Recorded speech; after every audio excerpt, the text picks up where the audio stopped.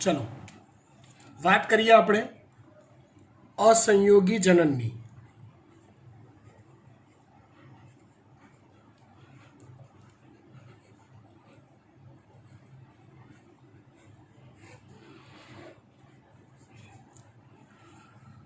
આપણી ચોપડીની અંદર આ ટોપિક આપેલો છે, બહુ જ પ્રાથમિક કક્ષાનો છે, વધારે ડિટેલમાં ચર્ચા કરી નથી। નીટ માટે એને થોડુંક વધારે ડિટેલમાં જોવું અનિવાર્ય છે।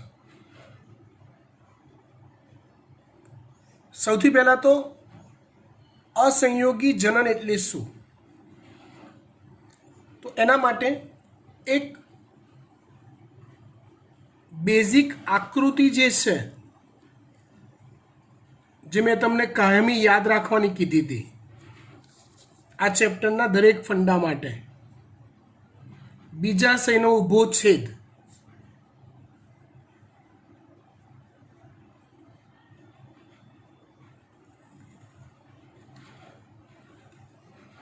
આમ તો તમને હવે મોડે થઈ જ ગઈ હશે આકૃતિ, છતાં બી આ થિયરી માટે ફરી એકવાર આપણે એને જોવી પડશે।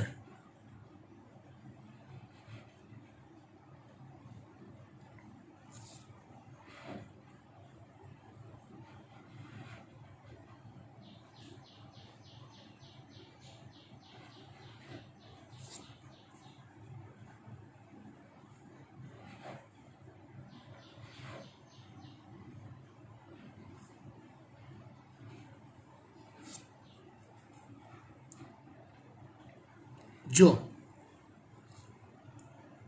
આપણે બનાવી રહ્યા છીએ અત્યારે અંડક,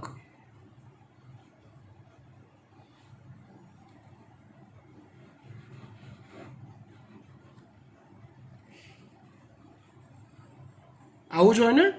હા,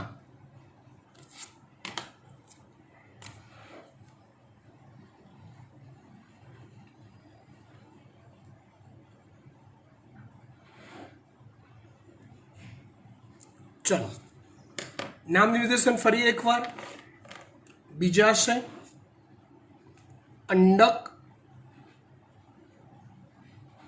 अंडक में आवेलो आ एक मोटो कोष है भ्रूणपुट, अंडक में आवेलो आ एक मोटो कोष है एने कहेवाय भ्रूणपुट। भ्रूणपुट में अंदर जोईए तो आ छे अंडकोष, आजूबाजू में बे सहायक कोष, वच्चे छे आ 2n कोष केंद्र, ऊपर छे 3 एककीय प्रतिध्रुवीय कोषो, अने आ बधा छे ए छे प्रदेहना कोषो, आ बधा ए छे प्रदेहना कोषो, बराबर। आ छे अंडक आवरण छे जे अंडकने संपूर्णपणे घेरे छे। लेट वी स्टार्ट असंयोगी जनन। असंयोगी जनन एटले शुं, तो કેટલીક લિંગી પ્રજનન દર્શાવતી વનસ્પતિઓમાં ક્યારેક એવું બને, નોટ રેગ્યુલરલી, ક્યારેક એવું બને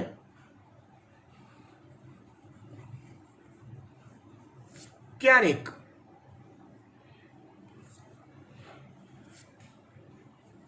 ફલન ક્રિયા થયા વગર ભ્રૂણ વિકાસ થાય, અથવા હું એવું કહું કે બીજ નિર્માણ થાય।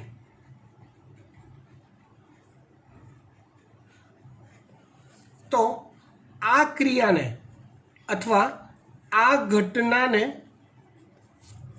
असंयोगी जनन कहेवाय छे। समझाओ, नॉर्मली केवुं थतुं होय, थोड़ुं ध्यान आपजो। जो कंसेप्ट खबर पड़ी गई तो थियरी साव इजी है।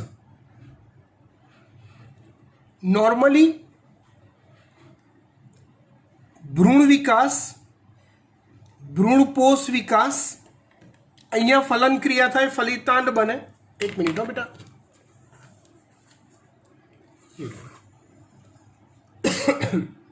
अहींया फलन क्रिया थाय, फलितांड बने। ए फलितांड बने पछी ચોક્કસ અંતઃસ્ત્રાવોનો સ્ત્રાવ થાય। જે અંતઃસ્ત્રાવો આ ફલિતાંડના કોષોમાં કોષ વિભાજન પ્રેરે અને ઓલો ભ્રૂણ વિકાસ શરૂ થાય। સ્ટેપ મગજમાં રાખો, હું અહીંયા લખતો જઉં છું એક્સ્ટ્રા તરીકે।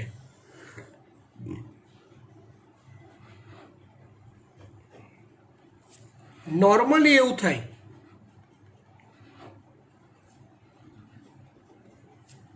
જ્યારે ફલન ક્રિયા થાય પછી ચોક્કસ અંતઃસ્ત્રાવોનો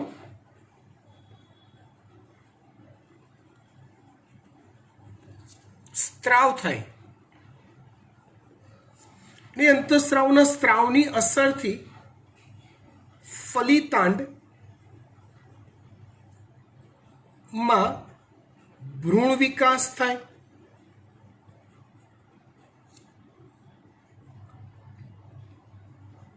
પછી આગળ 3N ભ્રૂણપોષ કોષ કેન્દ્રમાં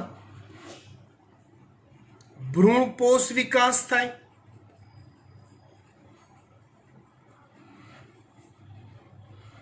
અને જે બીજાશય છે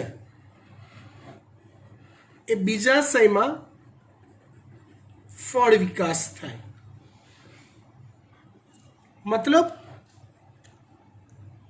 ચોક્કસ અંતઃસ્ત્રાવનો સ્ત્રાવ એ ભ્રૂણ વિકાસ, ભ્રૂણપોષ વિકાસ અને ફળ વિકાસને પ્રેરે છે। પણ એ અંતઃસ્ત્રાવનો સ્ત્રાવ ક્યારે થશે? એ અંતઃસ્ત્રાવનો સ્ત્રાવ ક્યારે થશે? નોર્મલી જ્યારે ફલન ક્રિયા થઈ જાય, અહીંયા પૂજન્યુ જોડાઈ જાય, અહીંયા પણ એક પૂજન્યુ જોડાઈ જાય, ફલન ક્રિયા થઈ ગયું, જેને બેવડું ફલન કહીએ, એ થયા પછી એ અંતઃસ્ત્રાવનો સ્ત્રાવ થાય છે। અને એટલે આમાંથી ભ્રૂણ વિકાસ થાય, ભ્રૂણપોષ વિકાસ થાય ને સરવાળે અંડક છે બીજમાં પરિણમે છે અને બીજાશયમાં ફળ વિકાસ થાય એટલે બીજાશય ફળમાં પરિણમે છે। આ એક સિમ્પલ લોજિક ચાલે છે, સિમ્પલ લોજિક, આ જ રીતે કામ થાય। પણ અહીંયા શું થયું? વાક્ય ફરીવાર વાંચીએ।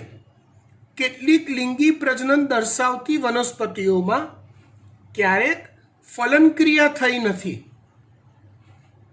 ફલન નથી થયું, તો પણ ભ્રૂણ વિકાસ થઈ જાય છે અને બીજ બની જાય છે। પૂજન્યુ જોડાઈને તો બીજ બને, પણ અહીંયા એવું નથી થતું। મતલબ ટેકનિકલી એવું થાય, અસંયોગી જનનમાં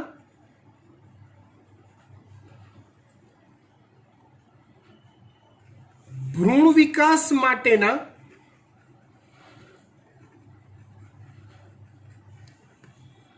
અંતઃસ્ત્રાવોનો સ્ત્રાવ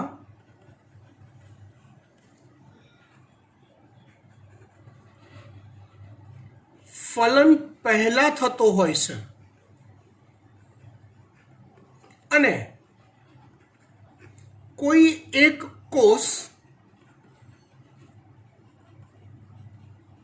પોતાની જાતને ભ્રૂણ વિકાસ માટે તૈયાર કરે છે।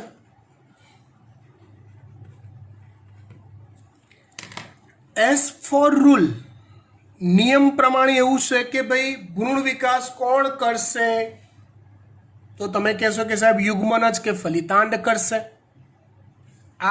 આ કોષમાં પૂજન્યુ જોડાય પછી આ ભ્રૂણ વિકાસ કરશે। ચોક્કસ અંતઃસ્રાવનો સ્ત્રાવ પ્રેરાશે જે આની અંદર કોષ વિભાજન પ્રેરી પેલું ખબર છે પૂર્વ ભ્રૂણ ને બધી અવસ્થાઓ આવતી હતી, નિલંબ બને, 16 કોષ 17 કોષીય અવસ્થા બને, એ બધું આની જવાબદારીમાં આવતું હતું. પણ અહીંયા તો એવું કહું છું કે ફલન ક્રિયા થવાની રાહ જોયા વગર સમટાઈમ અંતઃસ્રાવનો સ્ત્રાવ ચાલુ થઈ ગયો. કોઇન્સિડન્સલી આટલા વિસ્તારનો કોઈ કોષ એ અંતઃસ્રાવની ઇફેક્ટ મેળવી અને ભ્રૂણ વિકાસ ચાલુ કરી દે.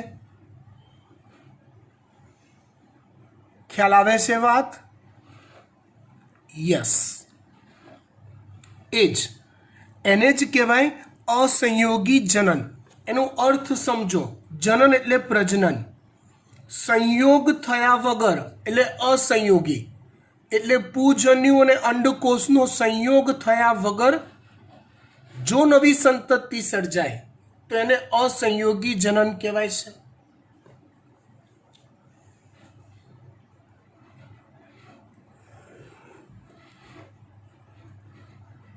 અસંયોગી જનન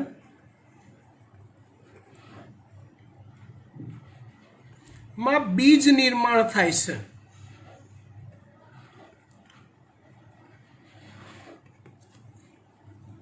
હવે તમે થોડુંક લોજિક વાપરો. તમે તો વનસ્પતિમાં પુષ્પમાં અંદર ઘૂસીને જોવા તો ગયા નથી કે નોર્મલ ગર્ભ વિકાસ થયો છે, ભ્રૂણ વિકાસ થયો છે કે અસંયોગી જનન થયું છે. તમારી નજર સામે હું કોઈક વનસ્પતિના બીજ મૂકું તો તમારા લોજિકલ માઇન્ડમાં બીજને તમે શેનું સ્વરૂપ ગણશો? તો તમે બીજને લિંગી પ્રજનનના સ્વરૂપમાં ખપાઈ દેશો. કેમ કે નોર્મલ કેસમાં બીજ ક્યારે બને તો કે સર એક પ્રકારનો માદા પ્રજનન કોષ અંડકોષ, બીજા પ્રકારનો નર પ્રજનન કોષ પૂજન્યુ, એ બંને ભેગા થઈ ફલિતાંડ બને છે, મતલબ કે લિંગી પ્રજનન થાય છે. પછી જ બીજ નિર્માણની પ્રક્રિયા થાય છે. એટલે બીજ તમારી નજર સામે આવવું મતલબ તમે ધારી લો છો કે લિંગી પ્રજનન છે. મતલબ આપણે ધારી લઈએ છીએ કે એ લિંગી પ્રજનન છે. પણ ખરેખર અસંયોગી જનનમાં બીજ નિર્માણ થાય છે તો શું એ લિંગી પ્રજનન છે? ના, બે પ્રજનન કોષ ભેગા નથી થયા યાર, તો ક્યાંથી લિંગી પ્રજનન કહેવાય? પણ કે સાહેબ આમાં તો બીજ બને છે ને, તો કે ઉલ્લુ બનાવે છે. મતલબ અસંયોગી જનનમાં બીજ નિર્માણ થાય છે એટલે વાસ્તવિકતામાં અલિંગી પ્રજનન જ છે કે જે લિંગી પ્રજનનની નકલ દર્શાવે છે, કે જે લિંગી પ્રજનનની નકલ દર્શાવે છે. મતલબ નાટક કેવું કરે છે? કેમ કે બીજ નિર્માણ કર્યું, બીજ જોઈને આપણે શું વિચારીએ, ઓહો આ તો લિંગી પ્રજનન છે. પણ ખરેખર એ કેવું છે? અલિંગી પ્રજનન. કેમ કે બંને પ્રકારના પ્રજનન કોષ ભેગા થયા નથી સાતચુકલીમાં.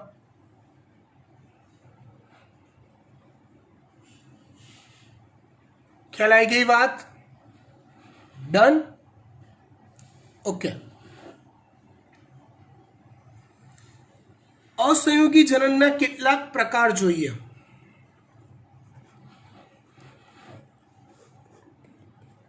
એ પ્રકાર શેના આધારે પડે? તો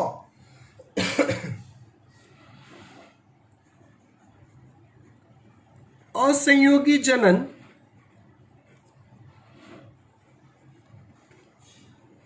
દર્શાવતા કોષને આધારે અથવા કયો કોષ અસંયોગી જનન કરવા તૈયાર થયો છે? કયા કોષમાં અસંયોગી જનન થયું આટલા વિસ્તારના? એને આધારે તેના પ્રકાર પડે છે. એ પ્રકાર સમજાવું છું એ પહેલા આટલી વસ્તુ તમારા મગજમાં ક્લિયર થયેલી હોવી જોઈએ. આ વસ્તુ ખાસ. અસંયોગી જનન એટલે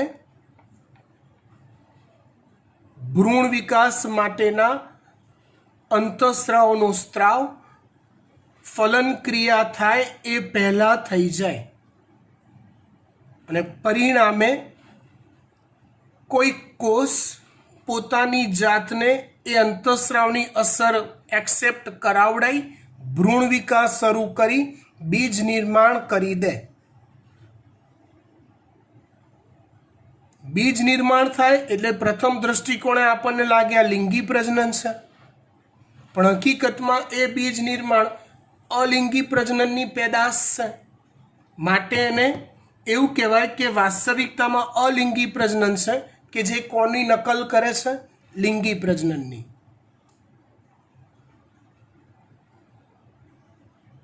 ડન. કયો કોષ આમાં જોડાય છે? અસંયોગી જનનમાં કયો કોષ સંકળાય છે આમાંથી? એને આધારે તેના પ્રકાર પડે છે. જોઈએ એના પ્રકાર.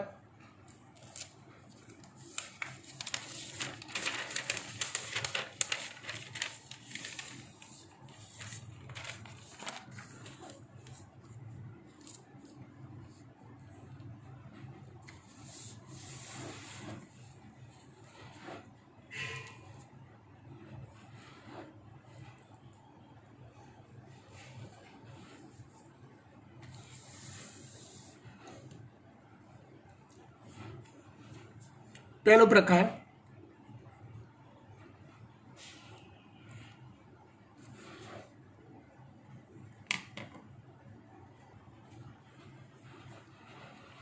પ્રકાર જનીય અબીજાણુતા. કયો પ્રકાર? જનીય અબીજાણુતા.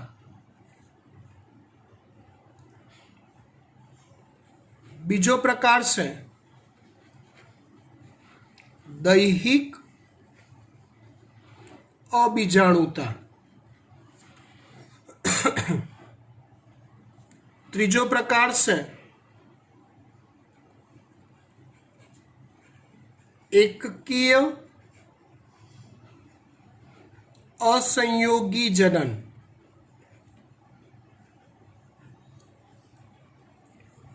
ચોથો પ્રકાર છે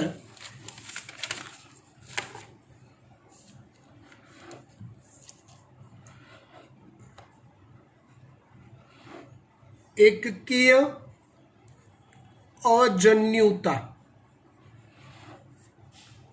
અને પાંચમો પ્રકાર છે બીજાણુ જનકીય કલિકા. આ પાંચ પ્રકાર. ફરક શું? તો કે કયો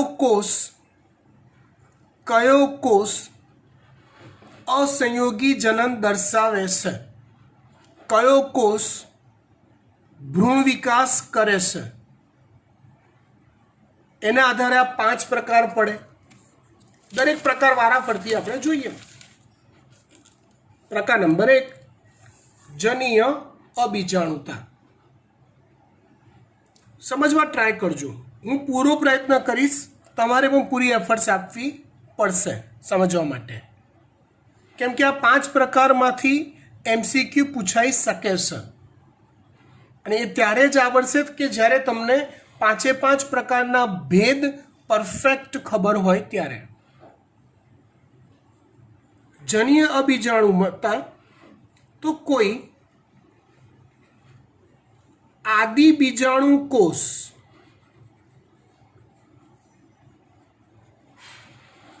જે 2N પ્રકારનો હોય. કેવી રીતે સમજાવું છું? કોઈ આદિ બીજાણુ કોષ माथी भ्रूण विकास थाय। એટલે અહીંયા એ લોજિક એક્સેપ્ટ કરી લેવાનું કોમન, જે આગળ કીધું એ અંતઃસ્રાવનો સ્ત્રાવ ચાલુ થયો ભ્રૂણ વિકાસ માટેના, અને કોઈક આદિબીજાણુ કોષે એને એક્સેપ્ટ કરી લીધું. ખબર પડી ગઈ વાત? હા, હવે આદિબીજાણુ કોષ એટલે શું સમજો. આપણે ઓલું બીજાશય દોરીએ, અહીંયા ઓલું અંડક દોરીએ, તો યાદ કરો માદા જન્યુજનકના વિકાસની થિયરી. તેમાં વચ્ચે કોષ હોય જેને આપણે કહીએ મહાબીજાણુ માતૃકોષ. કયો કોષ કહીએ એને? મહાબીજાણુ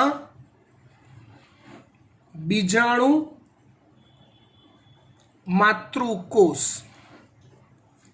નોર્મલી આ મહાબીજાણુ માતૃકોષમાં અર્ધીકરણ થાય. યાદ કરો, અર્ધીકરણથી ઓલા 4 કોષો બને, એમાંથી 3નું વિઘટન થાય. સમજો, એક બચે, એનું 3 વાર વિભાજન થાય. એ થઈને આવા 8 કોષો બનતા હતા. યાદ આવે છે વાત? યસ, હું એ જ સમજાવું છું તમને. તો મહાબીજાણુ માતૃકોષ જે કોષોમાંથી બન્યો હશે ને, એટલે આ બન્યો ને મહાબીજાણુ માતૃકોષ, એની પહેલાનો કોઈક અંદરનો દ્વિકીય કોષ જેને કહેવાય આદિબીજાણુ કોષ. ખાનગીમાં કહી દઈએ મહાબીજાણુ માતૃકોષ ની પહેલાનો કોઈ કોષ.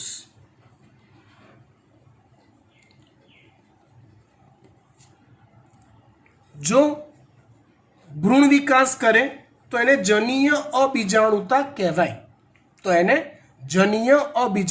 કહેવાય. બે વસ્તુ આપણે ખાસ યાદ રાખવાની છે અલગથી, જેનો ઉલ્લેખ બીજા મટીરિયલ્સમાં બી નથી કર્યો, પણ તમને લોજિકલી ક્લિયર હોવું જોઈએ. જનીય અબીજાણુતામાં જે ભ્રૂણ વિકાસ થઈને અસંયોગી જનન થયું, તો એ ક્યારે થયું કહેવાય? તો કે અર્ધીકરણ ની ઘટના પહેલા થઈ ગયું. કેમ કે હજી આ મહાબીજાણુ માતૃકોષ બન્યો, આ એની પહેલા થઈ ગઈ પ્રોસિજર. બાકી મહાબીજાણુ માતૃકોષમાં અર્ધીકરણ થાય અને પછી ઓલો 8 કોષવાળી અંડકોષવાળી અવસ્થા આવે. તો આ તો એની બહુ પહેલા થઈ ગયું. એટલે અર્ધીકરણ પહેલાની આ ઘટના છે, જનીય અબીજાણુતા. અચ્છા, હવે એવા બીજમાંથી જે દેહ સર્જાય એ 2n હોય, દ્વિકીય હોય, કેમ કે આ કોષ પોતે દ્વિકીય છે. આથી એમની અંદર જે પુષ્પ આવે એ પુષ્પ સર્જન થઈ, એ પુષ્પ સર્જનમાં NN પ્રકારના પ્રજનન કોષો સર્જાશે. ઇન શોર્ટ પુષ્પ સર્જન થઈ શકશે, કેમ કે આ દેહ જે નવો બન્યો એ 2n પ્રકારનો બનશે. કેમ કે આ 2n છે, આ 2n છે, એટલે એમાંથી બીજ બન્યું એ 2n પ્રકારનું બનશે. બીજમાંથી જે દેહ બનશે એ 2n પ્રકારનો બનશે, અને 2n દેહ NN પ્રકારના પ્રજનન કોષો સર્જી શકે. માટે જનીય અબીજાણુતાથી જે અસંયોગી જનન થયું એ જે વનસ્પતિ કે સંતતિ સર્જાય એ ફળદ્રુપ સર્જાય છે. કેવી સર્જાય છે? ફળદ્રુપ સર્જાય છે. એવી રીતે દૈહિક અબીજાણુતા. કઈ? દૈહિક અબીજાણુતા, જેમાં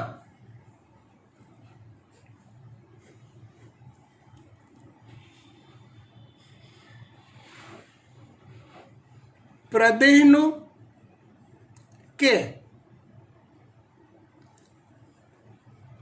અંડકનો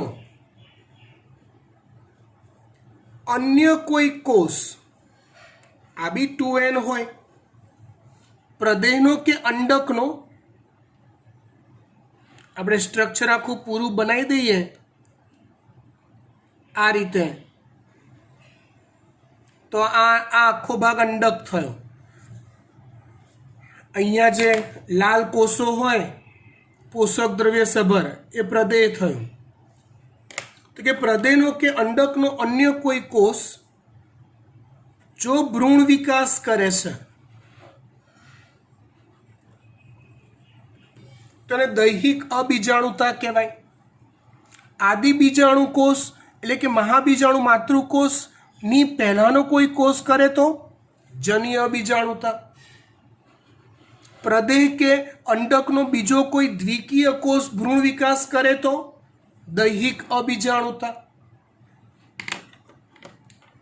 આ પણ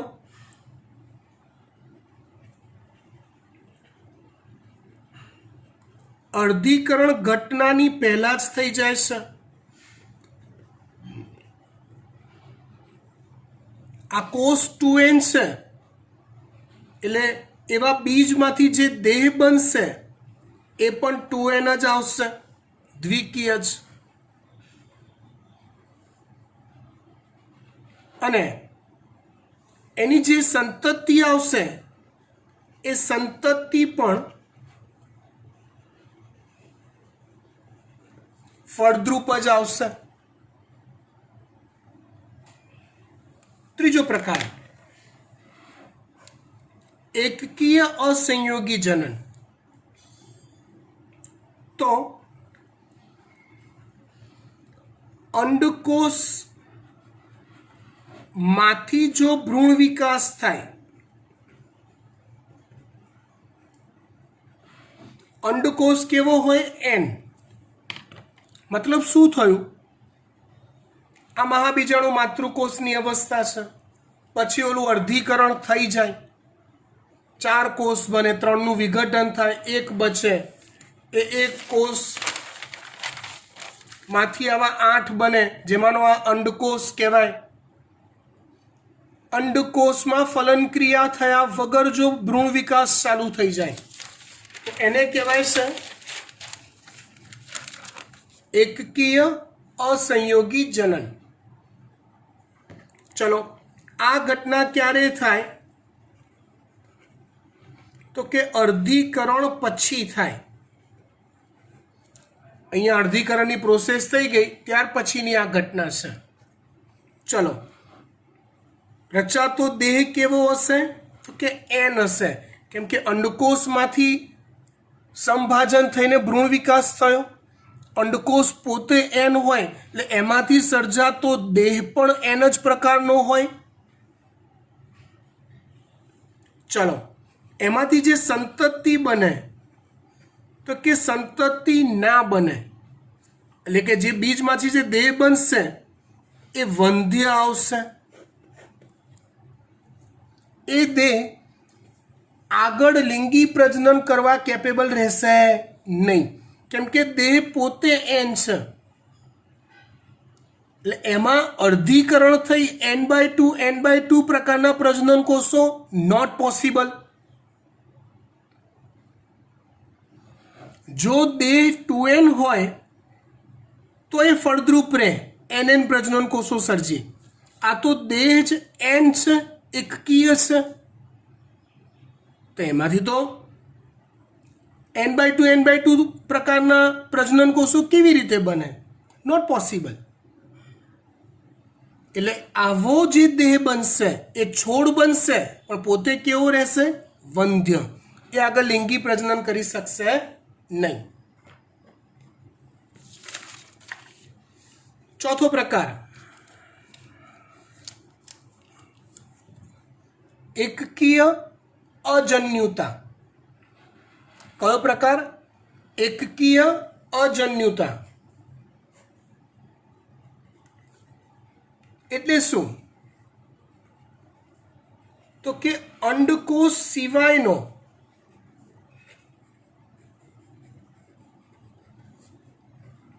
ભ્રૂણપૂટનો અન્ય એકકીય કોષ જો ભ્રૂણ વિકાસ કરે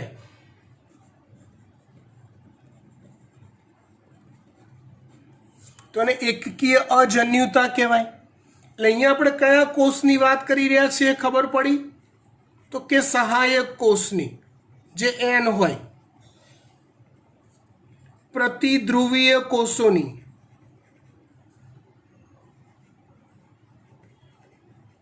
એ પણ એન હોય.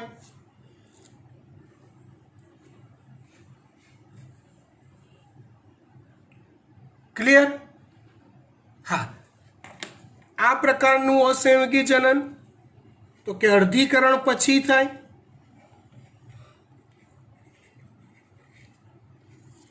બીજો મુદ્દો, સંતતિ કેવી આવશે અથવા દેહ કેવો રચાશે?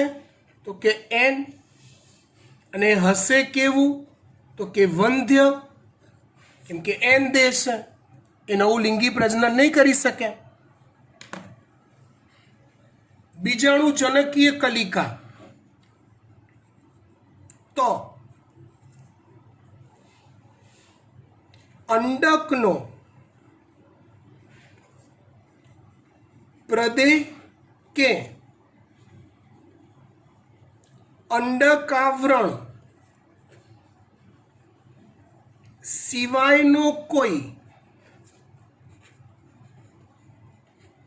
દ્વિકીય કોષ, અંડકનો પ્રદેહ કે અંડકાવરણ સિવાયનો કોઈ દ્વિકીય કોષ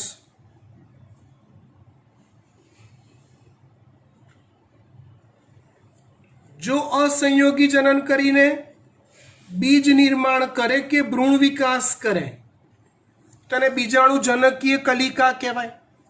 મતલબ શું? તો કે મતલબ એવો થાય કે આ પ્રક્રિયા અર્ધીકરણ પછીની છે, પણ એનો જે દેહ છે એ 2n છે, કેમ કે દ્વિકીય કોષ કરે છે. અને જે સંતતિ આવશે એ ફળદ્રુપ આવશે. મતલબ કે એકવાર આ ડેવલપમેન્ટ થઈ ગયું પછી કોઈ પણ 2n કોષ, કોઈ બી પણ અંડકાવરણને પ્રદેહ સિવાયનો અહીંયા ક્યાંક આવેલો, કેમ કે કોઈ જગ્યા કોષો વગરની ખાલી ના હોય, અહીંયા ક્યાંક આવેલો કોઈ કોષ હોય, અહીંનો કોઈક, એ ભ્રૂણ વિકાસ ચાલુ કરી દે તો એને કહેવાય શું? બીજાણુ જનકીય કલિકા. બીજાણુ જનકીય કલિકા માટે બીજો એક શબ્દ વપરાય છે, એડવેન્ટિવ એમ્બ્રિયોની. કયો શબ્દ વપરાય છે? એડવેન્ટિવ એમ્બ્રિયોની. ફરીવાર કયો શબ્દ વપરાય છે? એડવેન્ટિવ એમ્બ્રિયોની. સમજી ગયા? ઓકે. થિયરી થોડીક અઘરી છે, પણ વારંવાર એકાદ બે વાર વિડીયો જોવા પડશે તો પાક્કી યાદ રહી જશે, કોઈ પ્રોબ્લેમ નહીં થાય. બરાબર? ત્યાર પછી આપણે વાત કરીએ બહુભ્રૂણતાની.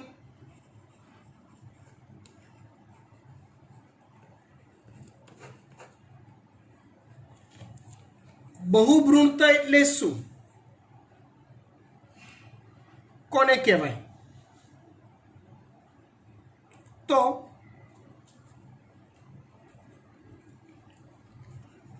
એક જ અંડકમાં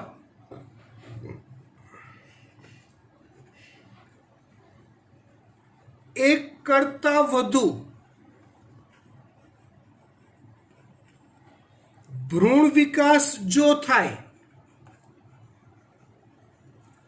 તો આ ઘટનાને બહુભ્રૂણતા કહે છે. શું થાય તો કે એક જ અંડકોષમાં એક જ અંડકમાં એક કરતાં વધુ ભ્રૂણ વિકાસની ઘટના થવી. નોર્મલ વાત કરું તો તમારી સામે આ એક અંડક છે, તો રેગ્યુલર બેઝિસ પર વિચારો તો આ એક અંડકમાંથી કેટલા ભ્રૂણ વિકાસ થાય? તો તમે કહેશો સાહેબ એક. કેવી રીતે? તો સાહેબ જુઓ, આ અંડકોષ છે, પૂજન્યુ આવશે, આને ફલિત કરશે, ફલિતાંડ બનશે, એટલે ભ્રૂણ વિકાસ થશે. આ આખું એક જ અંડક છે, આ આખું એક જ અંડક છે. તો એક અંડકમાં એક જગ્યાએ ભ્રૂણ વિકાસ થાય એટલે કે એક બીજ બને, એક અંડક દીઠ. તમે બહુ બધા બીજવાળા ફળ જોયા હશે, પણ દરેક બીજ, ટામેટામાં તમે જુઓ તો 200-500 બીજ હશે. તે 200-500ની સંખ્યામાં અંડક હોય છે, પણ દરેક અંડક દીઠ તો એક જ બીજ બને. સમજો, એક ફળમાં ઘણા બધા બીજ હોઈ શકે, એ દરેક બીજ એક અંડક દીઠ હોય. અહીંયા હું શું કહું છું, એક જ અંડકમાં રેગ્યુલર બેઝ પર એક જ વાર એક જ જગ્યાએ ભ્રૂણ વિકાસ થતો હોય. બહુભ્રૂણતા એટલે શું? તો કે એક જ અંડકમાં એક કરતાં વધુ ભ્રૂણ વિકાસ થાય, જેને બહુભ્રૂણતા કહેવાય. અનાવૃત બીજધારી વનસ્પતિમાં આ ઘટના નોર્મલ છે, એટલે રેગ્યુલર બેઝિસ પર થયા કરતી હોય છે. પણ આવૃત બીજધારી વનસ્પતિઓમાં આ ઘટના ભાગ્યે જ થાય છે. શેમાં? આવૃત બીજધારી વનસ્પતિઓમાં આ ઘટના ભાગ્યે જ થાય છે. હવે આપણે સમજીએ આવી બહુભ્રૂણતા થવા પાછળ કયા કયા લોજિક જવાબદાર હશે. તો જોઈએ.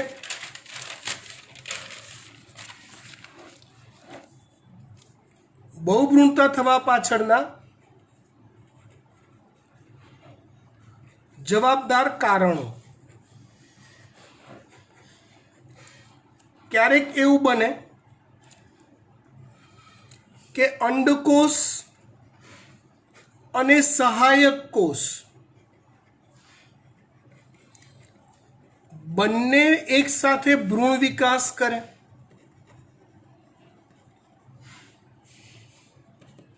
મતલબ કે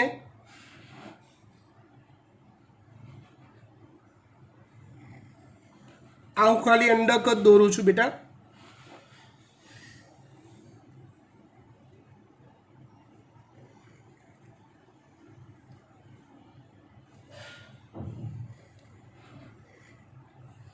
અહીંયા અંડકોષ છે, બાજુમાં સહાયક કોષ છે. તો આ ભ્રૂણ વિકાસ કરવા મંડાય અને આ ભ્રૂણ વિકાસ કરવા મંડાય, બની શકે. રેર ઓફ ધ રેર તો કઈ બી થાય. તો બંને ભ્રૂણ વિકાસ થશે, તે બહુભ્રૂણતા કહેવાશે. ક્યારેક એવું બને એક જ અંડકમાં એક કરતાં વધુ ભ્રૂણપુટ હોય તો પણ આવું થાય. દાખલા તરીકે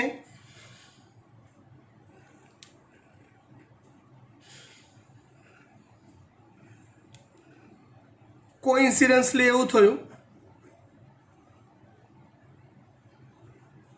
કેવું થયું? તો કે આવું થયું.